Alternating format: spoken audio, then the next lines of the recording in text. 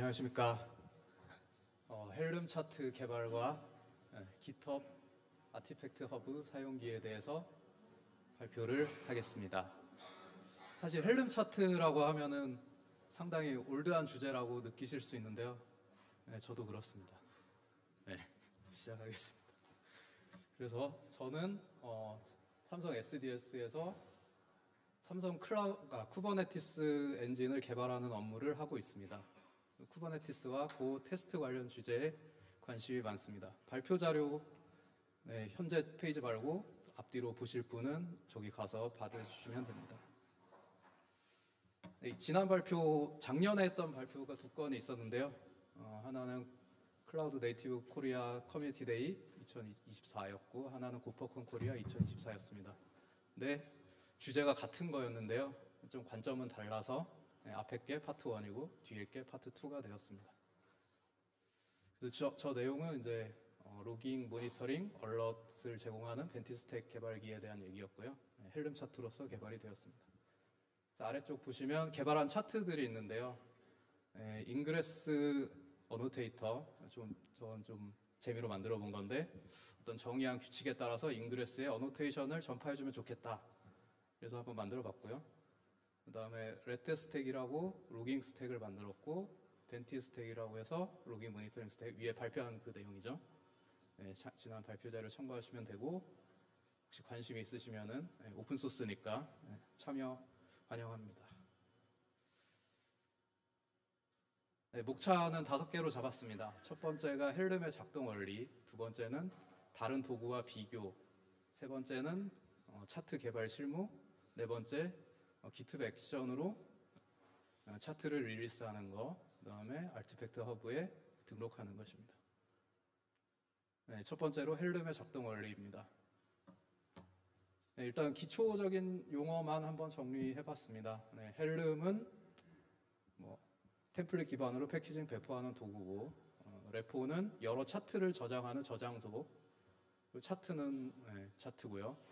템플릿과 밸류스를 포함한 패키지라고 보시면 되고, 릴리스는 차트를 클러스터에 설치한 것, 일종의 인스턴스라고 할 수 있고 설치의 단위가 되겠죠.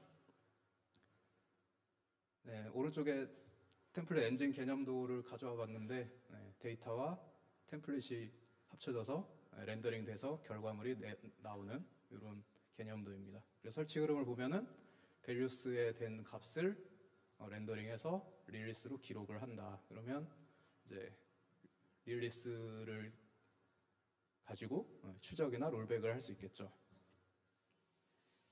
자주 쓰는 헬름 명령어 사용자 편입니다. 여기서 사용자라고 하면 헬름 차트 사용자겠죠. 대부분의 쿠버네티스 사용자가 헬름 차트 사용자겠죠. 개발자는 별로 없을 테니까. 그래서 사용자 편으로 이렇게 쭉 뽑아봤고요. 헬름 레포를 한다거나 인스톨, 언인스톨, 업그레이드 이런 것들이 있고요. 예시로는 프로메테우스 커뮤니티에서 프로메테우스라는 차트, 요거를 가지고 뒤에서도 계속 이제 예시로 다룰 예정입니다. 그래서 레포를 등록하면은 이제 얘는 인터넷 통신이 없고 로컬에만 저 폴더에 저장을 하게 되고요, 기록을 하게 되고, 레포 업데이트를 하면은 이제 index.yaml 파일을 다운로드해서 저 캐시라는 디렉토리에 저장하게 됩니다. 그래서 홈 폴더에 .config, .cache가 왜 생겼지? 라고 했을 때는 헬름일 가능성이 있습니다. 그래서 헬름, 차트 설치라고 하는 거는 릴리스 생성이라고 보시면 되고, 그 다음에 차트명 대신에 디렉토리나 압축 파일을 입력할 수 있죠. 두 번째인데요. 릴리스 목록이면은 헬름 리스트, -a는 all namespace일 거고요. 그래서 이 클러스터에 있는 모든 릴리스 목록을 조회한다, 이런 개념이고, 릴리스는 네임스페이스로 소속된다. 업그레이드하면 리비전이 증가한다. 차트 버전 이런 정보들을 알 수 있겠죠. 근데 궁금한 거는 이런 정보들이 어디에 저장돼 있지? 이런 게 궁금할 수 있겠죠. 그것도 좀 살펴보겠습니다. 헬름 히스토리 명령어를 사용하면은 이제 리비전이 이렇게 쭉 나오게 되고, 그러면은 10개니까 왼쪽에 빨간색 보시면은 총 10개죠. 40번부터 49번까지 10개가 보존되고, 그다음에 이 중에 하나로 이제 롤백을 할 수 있겠죠. 더 옛날 리비전은 롤백을 할 수가 없고. 그다음에 차트 버전을 보면은 이제 차트 버전이 바뀐 경우, 안 바뀐 경우가 있고 바뀐 경우도 있고. 저 아마 밸류스만 바꾸면은 저렇게 리비전이 찍히겠죠. 네, 두 번째로 이제 대부분 알고 계실 텐데 이제 시크릿에 저 리리스가 저장이 되는데요. 이름도 보시면은 헬름 리리스 V 하고 이제 리리스 뭐죠? 리비전 번호가 붙어 있죠. 그래서 시크릿에 저장되는 거 알게 되었고, 그다음에 리비전과 1대1 관계이고요. 네. 다음으로는 저 안에 뭐가 들어있을까 이렇게 좀 까보자. 네. 그러면은 이제 시크릿을 베이스 64 디코딩을 2번 해야 되고요. Gzip 압축을 풀어야 되고, 저기서 이제 저걸 하면은 제이슨이 나오는데 저기서 키만 한번 1레벨 키만 한번 보자 그러면 저런 것들이 들어 있습니다. 차트 정보, 컴피그라고 하면은 이제 밸류스 야물이나 set 아규먼트로 지정된 값이겠죠. 그다음에 훅스, 인포, 매니페스트.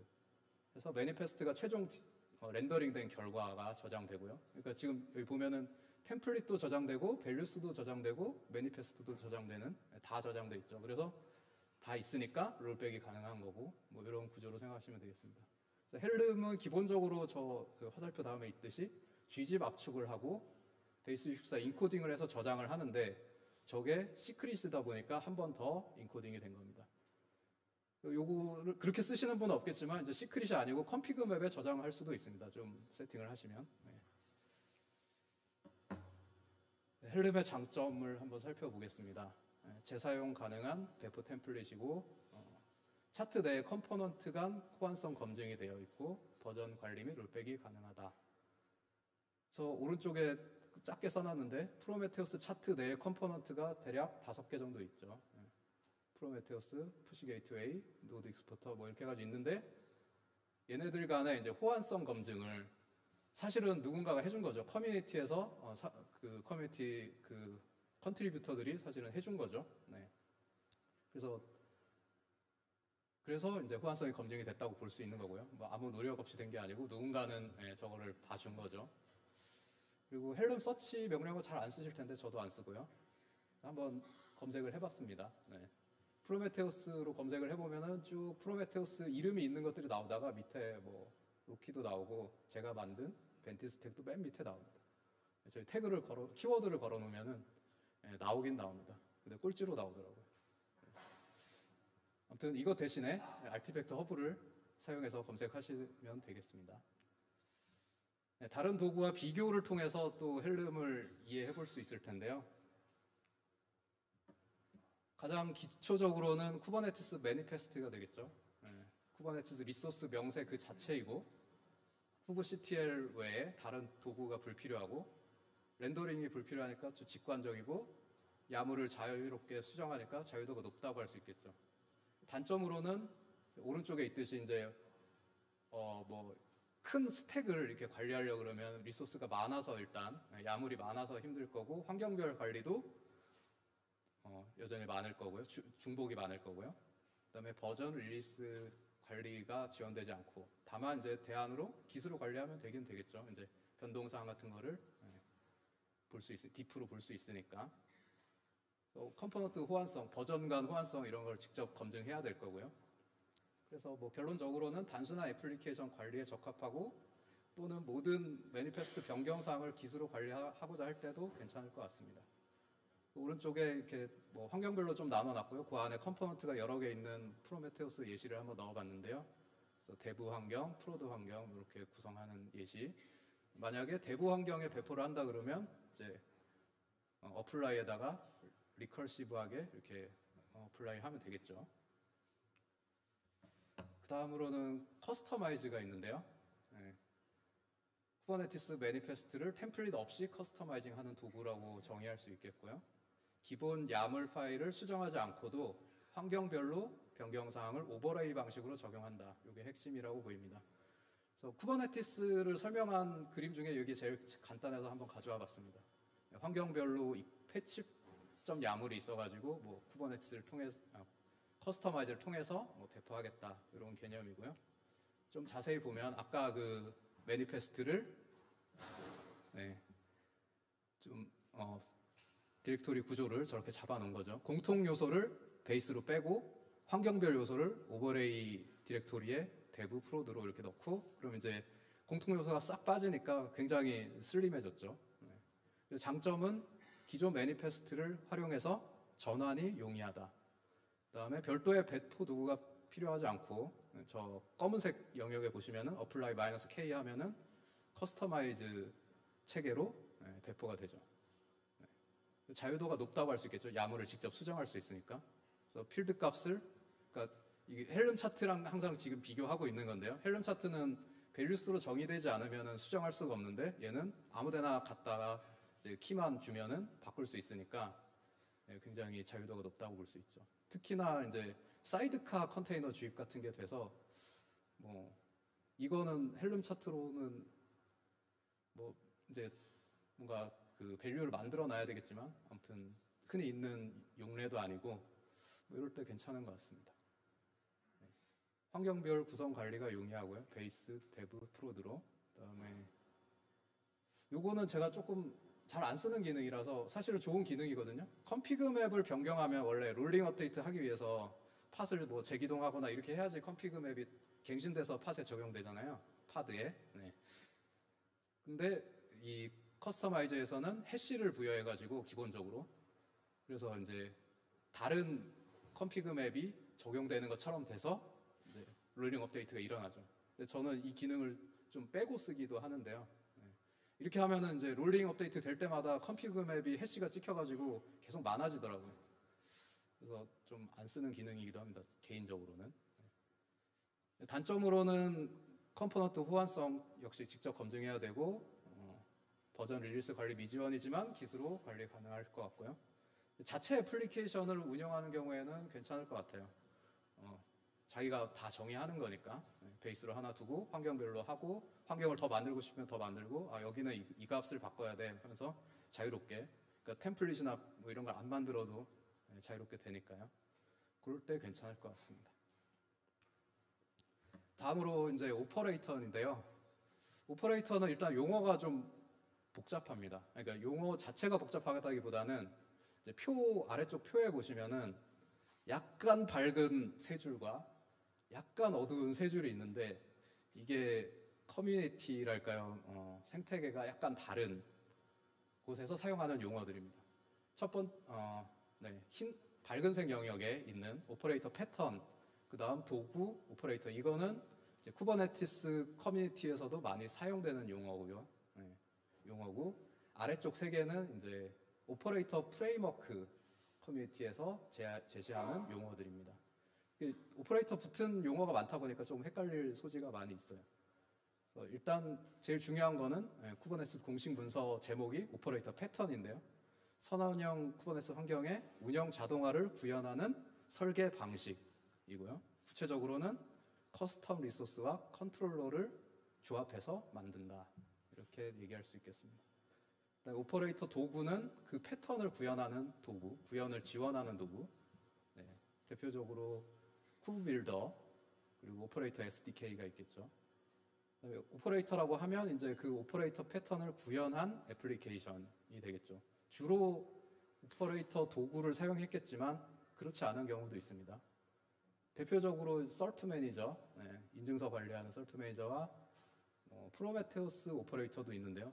잘 안 쓰실 것 같긴 한데, 근데 재밌는 거는 저 프로메테우스 오퍼레이터는 쿠버빌더나 오퍼레이터 SDK보다 더 먼저 개발이 돼가지고 저 자체적으로 그 오퍼레이터를 구현한 것입니다. 그렇게 이제 쿠버네티스 커뮤니티 쪽에 용어들이 있었고요.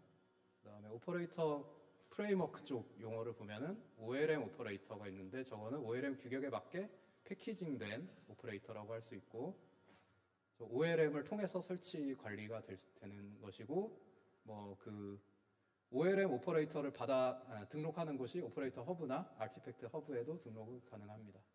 OLM은 거꾸로 이제 OLM 오퍼레이터를 관리하는 도구라고 할 수 있겠고요. 오퍼레이터 프레임워크라고 하면 OLM, 오퍼레이터 SDK, 오퍼레이터 레지스트리 등을 포함하는 도구 모음 또는 생태계라고 표현할 수 있겠죠. 그런 총집합의 이름입니다. 그래서 거기서 제안한 저 그림을 보시면, 이제 위쪽을 보시면 이제 오퍼레이터 역량 수준이라고 해서 이제 1레벨이 설치, 2레벨이 업그레이드, 3레벨은 전체 수명 주기 관리가 되는 것이고요. 4레벨은 어떤 분석 같은 게 되는 거, 이게 왜 문제인지. 그다음에 오토파일럿은 이제 그 문제까지도 스스로 해결할 수 있는 어떤 자율주행 같은 개념이겠죠. 네. 그래서 여기서 보면은 이제 헬름 차트가 저렇게 딱 표시가 되어 있는데, 저거는 설치와 업그레이드까지만 되고, 오퍼레이터는 이제 사실은 모든 오퍼레이터가 레벨 5까지 가는 게 아니고 이제 개발자가 구현하기에 따라서 저 수준으로 평가될 수 있다. 이 정도의 개념을 문서에 담고 있습니다. 오퍼레이터를 좀 단순하게 잘 표현한 좋은 그림이 있어서 가져와 봤습니다. CNCF 블로그에 있는 그림인데요. 사용자가 커스텀 리소스를 수정하면 오퍼레이터는 그것을 와치하고 있다가 이제 변화되는 이벤트에 따라서 쿠버네티스 RP를 통해서 상태를 반영한다. 선언형 API를 그냥 커스텀 리소스랑 엮어서 그대로 표현한 그림이죠. 그래서 가장 대표적인 사례인 서트 매니저 사례를 보면은 쿠버네티스 내에서 인증서를 자동으로 관리합니다. 그래서 커스텀 리소스, 서티피케이트 리퀘스트, 결국 인증서 요청이라는 커스텀 리소스를 만들면 인증서가 저렇게 생성이 되는 거죠. 리소스가. 그리고 갱신도 되고요. 오퍼레이터에 의해서. 그래서 주요 사용 사례가 이제 인그레스에다가 인증서를 연계시켜주고 걔가 갱신되는 구조이죠. 그 레츠 인크립트에서 90일짜리를 발급해주면은 30일 남은 시점, 그러니까 60일이 경과한 시점에 이제 갱신을 해줍니다. 그러면은 인그레스에 적용된 그 인증서가 계속 연장이 되는 거죠. 그래서 이거를 보통 헬름 차트로 설치를 하죠. 그래서 표현하자면 헬름 기반 오퍼레이터라고 표현할 수 있을 텐데요. 또 이것도 밑에 또 비슷한 다른 용어가 있어서, 다른 개념이 있어서 일단 써봤습니다. 네, 차트에 들어있는 거는 오퍼레이터지만 OLM 오퍼레이터는 아닙니다. 같은 얘기 계속 나오는 것 같고요. 그다음에 일단 그런 구분을 떠나서 오퍼레이터의 장점을 생각해 보면 운영 자동화, 설치나 백업 복구나 모든 오퍼레이터의 그 장점이 아니고 이런 걸 구현할 수 있다는 거죠. 복잡한 로직을 처리할 수 있다. 역시 헬름 차트로는 구현이 어려운 동작을 구현할 수 있다. 이런 얘기고요. 단점으로는 아무래도 복잡도가 높다는 거죠. 그러니까 쿠버네티스 표준 리소스 외에 커스텀 리소스나 이 커스텀 리소스를 만들었을 때 컨트롤러가 어떻게 동작하지? 이런 걸 알고 있어야 되니까요. 그래서 배포 및 디버깅이 어려울 수도 있습니다. 네, 오른쪽 아래에 이제 참고로 오퍼레이터 프레임워크가 지원하는 오퍼레이터는 세 종류가 있는데 고 기반, 헬름 기반, 앤서블 기반이 있습니다. 헬름 기반을 보면 아까 위에서 얘기했던 저 헬름 기반 오퍼레이터랑은 다른데요. 차트를 랩핑해서 만든 오퍼레이터입니다. 일반적으로 OLM 오퍼레이터보다 헬름 차트를 훨씬 많이 사용합니다. 왜냐하면 일단 OLM을 설치하지 않아도 되고 설치가 간편하고 진입 장벽이 낮고 커뮤니티가 활성화되어 있고, 그래서 일반적으로 헬름 차트를 많이 씁니다. 지금까지 얘기한 것들을 이제 다중 비교를 해봤는데요. 그냥 첫 줄만 좀 보고 갈까요? 형태, 매니페스트는 순수 야물이고요. 쿠버네티스는 야물에다 패치를 가하는 거. 그다음에 헬름 차트는 템플릿과 밸류스로 제어되는 렌더링 되는 개념이고, 오퍼레이터는 커스텀 리소스와 컨트롤러의 조합이라고 이해하면 되겠습니다. 네, 개발 실무, 차트 개발 실무 한번 보겠습니다. 기본 차트 구조인데요. 네, 차트.yamar만 한번 볼까요? C가 대문자로 써져 있죠. 대문자로 써진 파일은 아마 이거밖에 없을 겁니다. 제가 쿠버네티스 관련 이런 거 봤을 때도 좀 독특한 것 같고요. 저기에 차트 메타 정보, 이름이나 버전 등이 들어있고, 밸류스 계속 나왔고, 템플릿 계속 나왔고, 네, 차트, 서브 차트, 저기 의존성 차트들이 쭉 들어가겠죠. 저게 없을 수도 있는데 이제 다른 차트를 포함해서 새로운 차트를 만들면 저 디렉토리가 생길 수가 있습니다. 그래서 밑에 썼듯이 차트는 일반적으로 git ignore 대상이라서 git repo로 넣지 않습니다. 대신에 필요할 때는 헬름 디펜던시 업데이트를 통해서 그 차트를 받게 됩니다. 아까 그 템플릿 엔진에다가 여기 하나씩 넣어봤고요. values, 템플릿, 헬름, 릴리스. 차트 야물을 좀 보면 일단 required 필수 항목은 3개밖에 없습니다. API 버전, 네임, 버전. 그 다음에 나머지 다 옵셔널인데 여기서 버전과 앱 버전만 한번 보겠습니다. 버전은 차트의 버전이고 앱 버전은 애플리케이션의 버전입니다. 그래서 앱 버전은 참고용 정보성인데 이 템플릿 안에 들어가 보면은 저거를 쓰는 경우가 많이 있습니다. 그래서 뭘로 쓰냐면은 차트의 이미지 태그, 이미지의 태그로 쓰는 거죠. 버전을 하나만 찍으면은 이제 저게 2군데 쓸 필요가 없으니까요. 그래서 이 얘기를 왜 하냐면 이제 차트 버전 정하기 이게 깊은 주제는 아닌데 한번 재미로 보면 될 것 같습니다. 그래서 프로메테우스 차트에서 저렇게 버전을 정의했는데요. 차트 버전이 상당히 높고 앱 버전은 낮죠. 그리고 프로메테우스 차트에 여러 가지 컴포넌트들이 있겠지만 이제 메인 애플리케이션이라고 할 수 있는 프로메테우스의 버전을 저렇게 쓴 거고요. 그래서 여러 가지 사례를 좀 비교해 보기 위해서 헬름 리스트로 쭉 보면은 설트 매니저 같은 경우에는 차트 버전에 V가 붙었고 앱 버전하고도 같고 뭔가 특이하죠. 근데 다른 애들 보면은 대체로 다릅니다. 2개가. 당연히 2개가 따로 있으니까 다른 경우가 많겠죠. 그래서 왼쪽 아래에 보시면은 차트 버전과 앱 버전 일치시킬 것인가 대부분 불일치하고 일반적으로 차트 버전이 더 많습니다. 차트는 PR을 올릴 때 일반적으로 버전을 올리게 합니다. 작은 변경사항이 있어도. 그렇기 때문에 버전이 올라가고 그 다음에 앱 버전이 올라가면 차트 버전 또 올라가고 이런 게 관례입니다. 그래서 차트는 자주 버전이 올라간다. 그 다음에 V 접두어를 쓸 것인가를 보면은 차트 버전은 사용하지 않는 것을 권장합니다. 헬름 권고사항이고요. 그러니까 둘 다 허용은 돼요.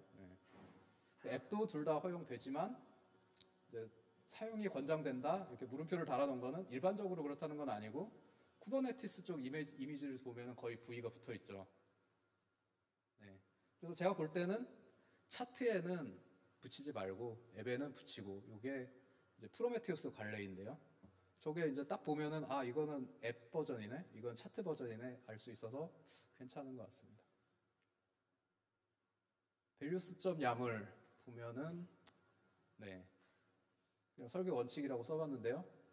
계층 구조를 잘 만들어야 되겠죠. 이미지와 관련된 것들은 이미지 아래에 놓고 서비스와 관련된 것들은 서비스 아래에 놓고 일관된 키 네이밍, 불필요한 중복 제거 이런 것들은 사실 그 프로그래밍 일반 원칙 이런 거랑도 비슷하죠. 예를 들어 글로벌 밸류스 사용을 최소화해라 이거는 프로그래밍에서는 전역 변수 사용을 줄여라, 하지 마라 웬만하면 이런 식으로 주석으로 의도와 사용법을 설명하는 거. 리소스를 보시면은 이렇게 주석으로 설명도 좀 달아놓고 밑에 예시도 달아놨죠. 아래쪽에. 그 다음에 모듈별로 이네이블들을 줘라. 그러면은 컴포넌트를 켜고 끄는 게 이제 사용자들이 할 수 있으니까. 그 다음으로는 values.schema.json 요거 사용을 고려해라. 저거는 밸리데이션을 위한 거고요. values만 봐서는 저게 이제 어떤 값들을 받아줄 수 있는지 정확하지가 않으니까 좀 더 타이트하게 저걸 정의할 수가 있습니다. 그래서 이런 식으로 생겼어요. 이거 좀 자주는 안 보셨을 수도 있는데 또 자주 보시는 분은 자주 보셨을 것 같고 그냥 가장 간단한 예시를 한번 만들어 봤거든요. 레플리카 카운트 이 경우에 타입은 인티저고 최소값은 1이다. 그 다음에 설명 달아놓고요. 예시로 1, 2, 3 이런 값이 올 수 있어. 그 다음에 밑에 보면 required에 이건 필수 항목이야. 그래서 필수로 이제 해라. 요거를 스키마로 지정을 할 수가 있습니다. 사용 목적은 타입이나 범위나 이런 거 해가지고 밸리데이션을 하기 위한 거죠.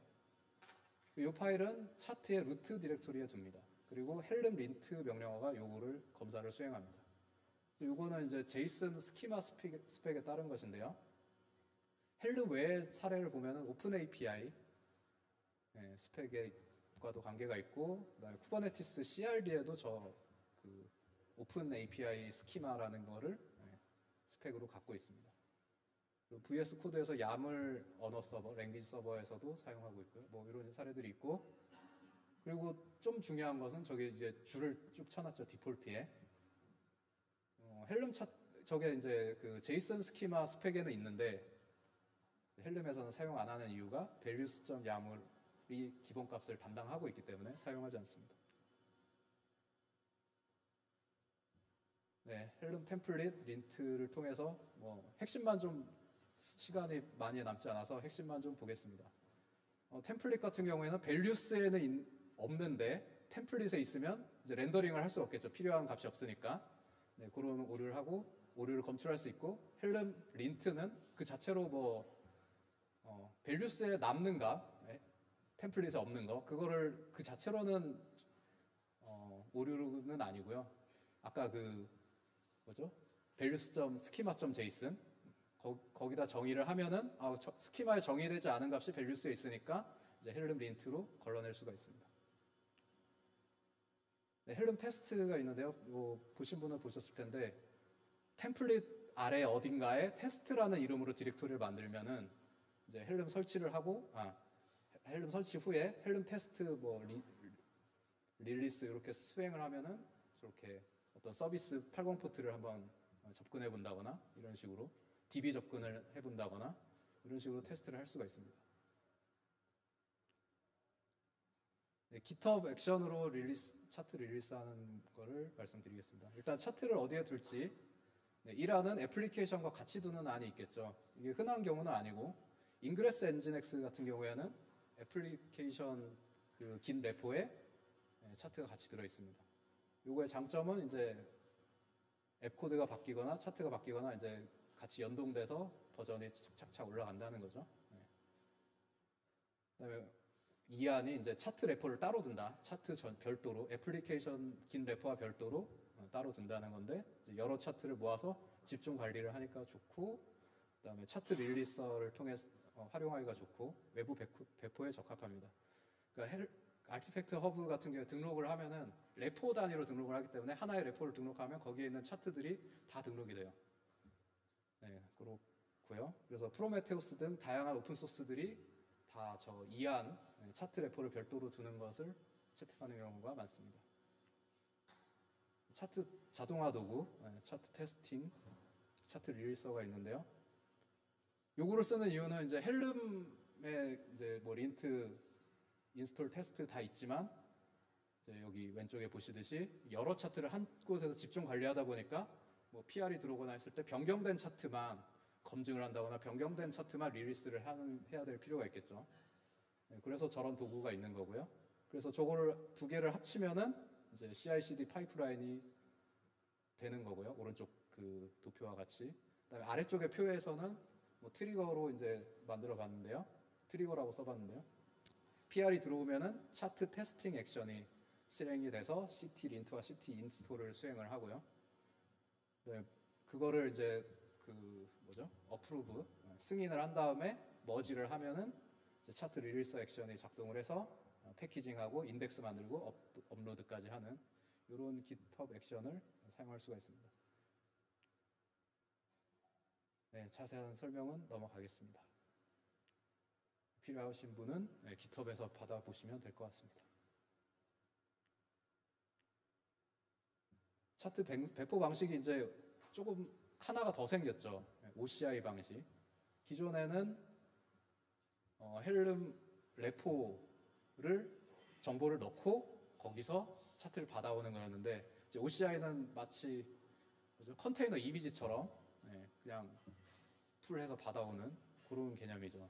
그래서 배포 파일도 보시면은 그 압축 파일 TGZ만 있는 게 아니고 왼쪽에는 전통적으로는 index.yaml이 있었는데 OCI 방식에서는 그게 없어졌습니다.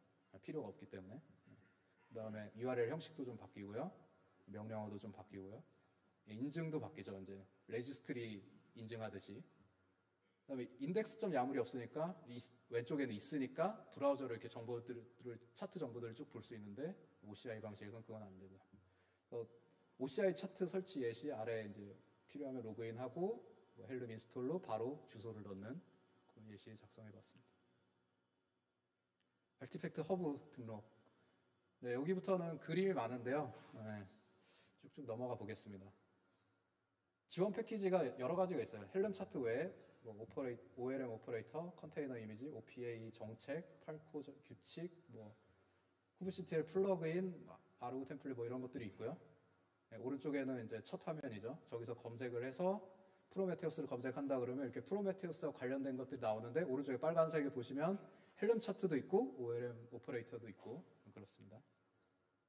그다음에 하나를 보면은 저기 오른쪽 GitHub처럼 오퍼레이터 허브도 스타를 줄 수가 있고요. 그다음 왼쪽에 저 배지라고 하는 저게 5개까지 최대 될 수 있는 게 있고요.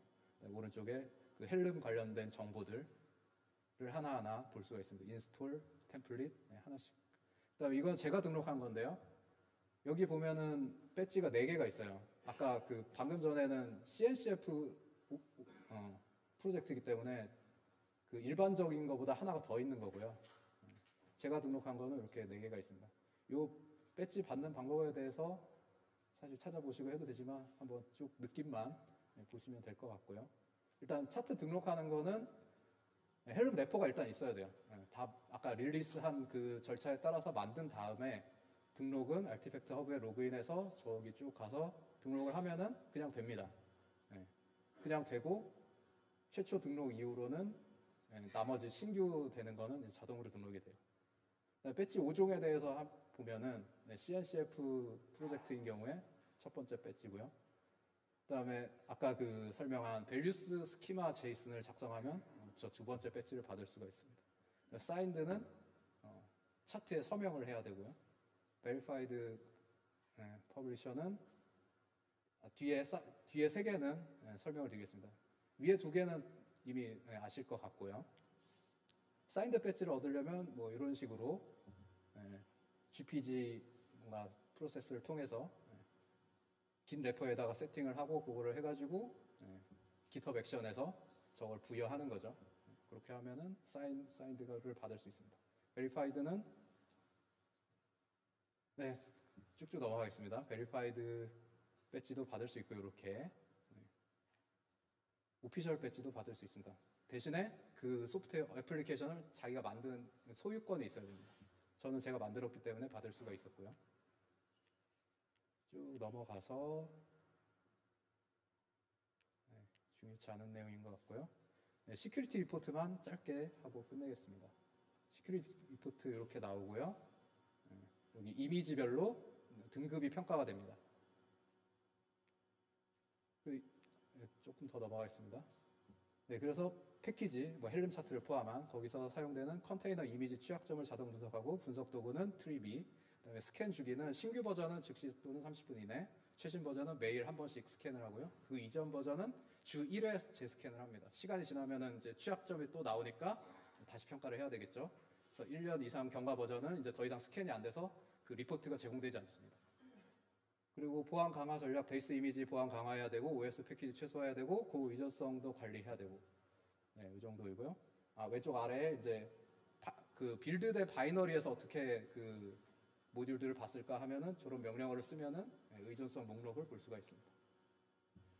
마지막 스크린샷인데요. 차트 버전별로 30일간 차트 조회수가 나와요. 이 차트가 얼마나 인기가 있는지 1단위로 이렇게 막대 그래프가 그려지고 차트 버전별로 색상이 다릅니다.